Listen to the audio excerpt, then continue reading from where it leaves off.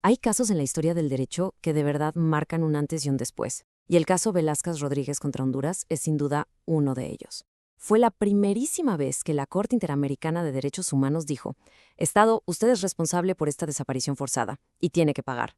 Parecía un triunfo total para la justicia, pero había un enemigo silencioso, la inflación, que estaba a nada de anularlo por completo. Ahora, este principio es clave, y lo interesante es lo que significa en la práctica. Restitutio in integrum. La idea es que la justicia debe buscar que las cosas vuelvan a ser como eran antes del daño. O sea, es un intento de que la víctima, o su familia en este caso, queden completos de nuevo, hasta donde sea posible. No es nada más dar dinero y ya. Es un acto que busca reconstruir lo que se rompió, tanto material como simbólicamente. Y justo aquí es donde la teoría se topa con la pared de la realidad. ¿De qué sirve que te den una indemnización justa si para cuando la recibes, la economía ya se comió casi todo su valor? Esta fue precisamente la pregunta que quedó en el centro de este caso histórico. Bueno, vámonos al inicio, 21 de julio de 1989. Ese día, la Corte emite su fallo. Para la familia de Ángel Manfredo Velázquez Rodríguez fue un momento importantísimo. Después de tanto luchar, por fin la justicia internacional les daba la razón y ordenaba una reparación económica. La Corte fijó el monto en 750,000 lempiras. De ese total, una cuarta parte era para la esposa de la víctima. Pero la mayor parte, las otras 3/4 partes, más de 500,000 de lempiras, era para sus 3 hijos. Y ojo, ese dinero no se les iba a entregar así nomás, sino que se crearía un fondo especial para proteger su futuro. Este fondo era un fideicomiso administrado por el Banco Central de Honduras. La idea era bastante buena y protectora. El banco manejaría el dinero hasta que cada uno de los hijos cumpliera 25 años. Y aquí viene la frase clave de toda esta historia. Pongan atención.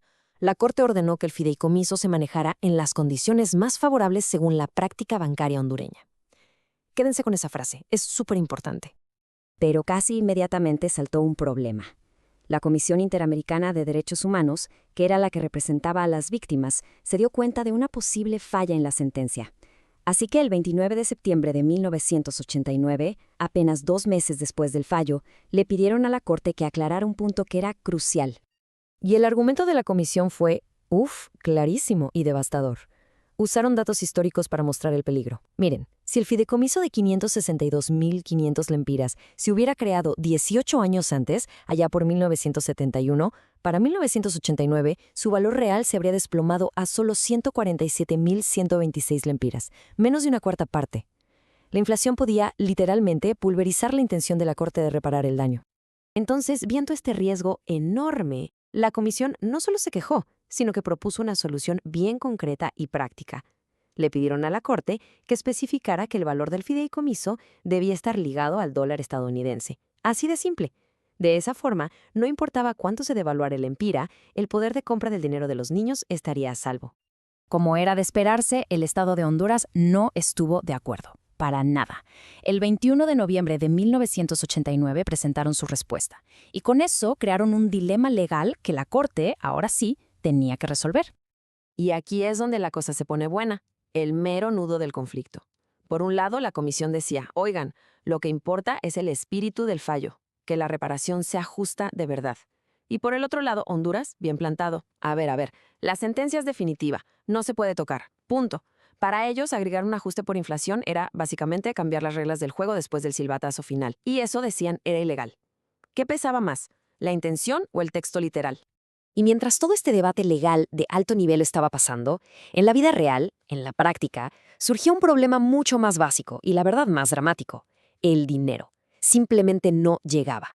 La Corte había dado un plazo de 90 días, que se venció en octubre de 1989. Pero pasaban los meses y nada. Para julio de 1990, casi un año después de la sentencia, la comisión tuvo que volver a la Corte a decir, oigan, todavía no han pagado. El decreto que autorizaba el pago no se publicó hasta que se cumplió un año exacto del fallo. La tardanza era evidente y muy, muy costosa. Y esta demora no era un asunto menor, no era un simple tecnicismo. Tuvo un costo real, que se podía medir.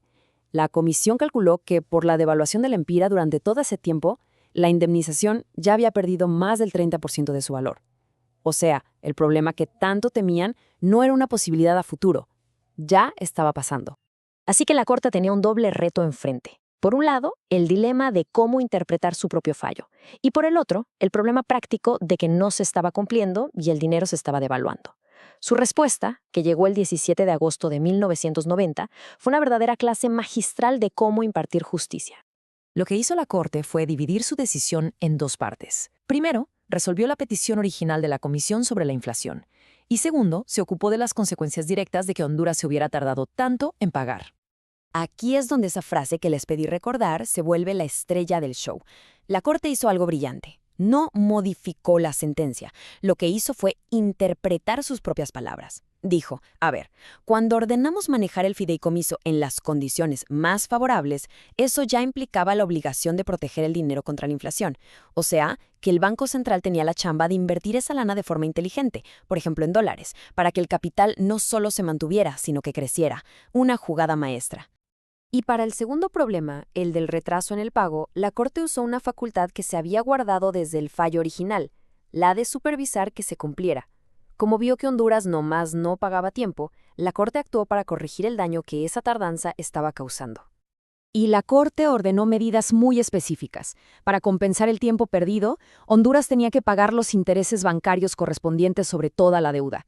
Y para compensar el valor perdido, debía pagar una suma extra que cubriera la devaluación del empira frente al dólar. En pocas palabras, la Corte se aseguró de que la familia recibiera hasta el último centavo del valor que se les había prometido un año atrás. Esta decisión fue mucho más allá de este caso en particular. Lo que hizo fue sentar un precedente importantísimo sobre cómo debe funcionar la justicia internacional y cuál es el verdadero significado de la palabra reparación. Gracias a esto quedaron grabados principios fundamentales. Primero, la justicia no puede ser solo un papel bonito, tiene que tener un efecto real. Segundo, una reparación íntegra no es solo una cifra, es una promesa de que su valor se va a proteger. Y finalmente, que la Corte no es un simple espectador, sino un guardián activo de sus sentencias, con el poder de hacerlas cumplir. Al final, este caso nos deja con una pregunta que sigue siendo muy relevante. No se trata solo de emitir fallos justos, sino de crear los mecanismos para que esos fallos se conviertan en algo real, algo tangible para las víctimas. La respuesta de la Corte en este caso nos muestra un camino, una justicia vigilante, creativa y comprometida no con la letra muerta de la ley, sino con su espíritu vivo.